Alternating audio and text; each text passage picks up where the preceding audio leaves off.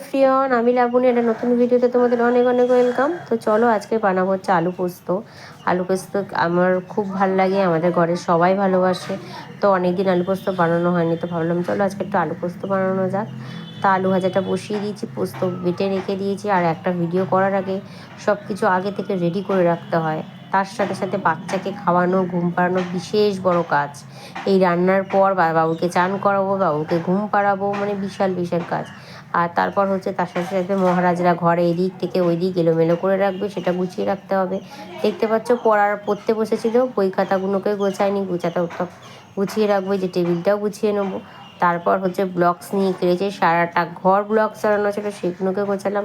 একটা ভিডিও যদি করি না যে সারাদিন আমি কী কী কাজ করি, এটা বিশাল পরিমাণে লং ভিডিও হয়ে যাবে। তো সেটাই কিছু কিছু করে করে দেখাতে হয়, কারণ একটা ভিডিওর মধ্যে সব কাজ দেখানো কিন্তু পসিবল হয় না। তো এইগুলো গুছিয়ে নিচ্ছি। ওদিকে আমার আলু পোস্তটা কিন্তু হচ্ছে, আস্তে আস্তে ধিমে আছে, তার মধ্যে এই কাজগুলো গুছিয়ে নিচ্ছি। তো একটু চিনি দিয়ে হালকা করে মশলাটা দিয়ে আলু দিয়ে এবার নামিয়ে নেবো। আলু পোস্ত প্রায় রেডি। তো সবাই খুব ভালো থাকবে, সুস্থ থাকবে, আর আমাকে এত এত সাপোর্ট করার জন্য তোমাদের অসংখ্য ধন্যবাদ। টাটা।